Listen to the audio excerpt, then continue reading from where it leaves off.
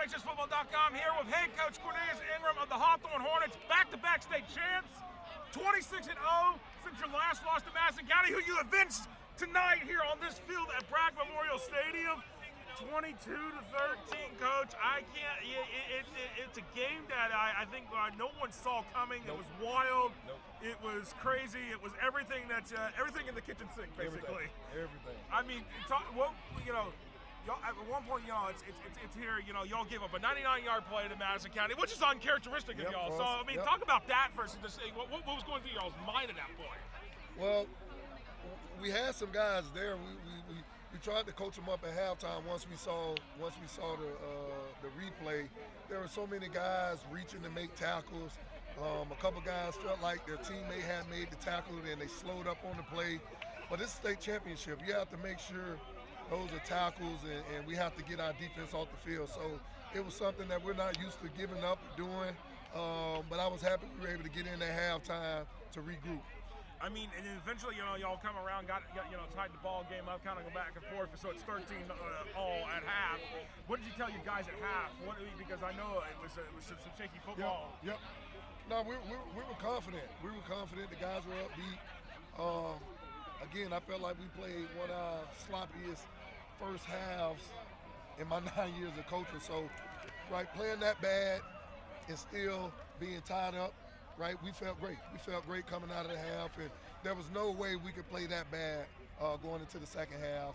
And our guys really believed in the message, and they came out with a lot of energy the second half. Of course, you came out in the second half. You pitched the second half shutout against Madison County, and what's interesting enough is that you force them to punt, and the punt goes over their head. So there's 2 points right there to finally break the deadlock there. And then of course when they went to go do the reverse in the end zone, the touchdown kind of sealed it right there. So when you talk about this entire game, one thing that really kind of stood out was CJ throwing 3 interceptions. Yep. That's not characteristic of him either. No.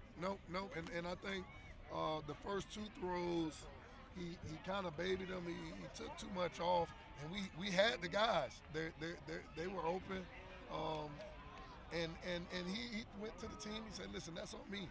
Those were his bad. I think right here in the second quarter, we were going into halftime. He made another bad throw. I figured he would throw it over his head, but he was trying to make a play. Again, I just told someone, I would live with these kids making plays all day. Right? We did it all year. If we had to line up and play on Friday, I'll give Avon an opportunity. I'll give Caleb an opportunity, and I'll let CJ throw that football. So even with all the bad plays, we were still in the game, and that says a lot about our team. And y'all's community has been rallying around y'all all season long, even before that. Last year, I mean, what does it mean now for this community, in Eastern Alachua County? We talked about it last week. At one point, they were talking about shutting Hawthorne down 5 years ago. Yep. Now go back-to-back state championships. Something that as when you played for Hawthorne, that was a pipe dream. Yes. Back then, it was so tough for us to even make it to the playoffs, and now to be the head coach to continue to make state championship runs. Right, it says a lot about the kids that I get to coach every single day. It says a lot about my coaching staff, our community, administration, everybody. We're all tied in for a great cause, and you're absolutely right. Just think about it. Years back, they were thinking about shutting the school down, and to be one of the top schools in the state of Florida is one heck of a feeling.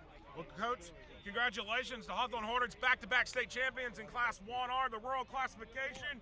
26 wins in a row now, leading in the state in terms of the most wins consecutive by a program in the Sunshine State. Congratulations, Coach Ingram. Thanks a lot. Thank you.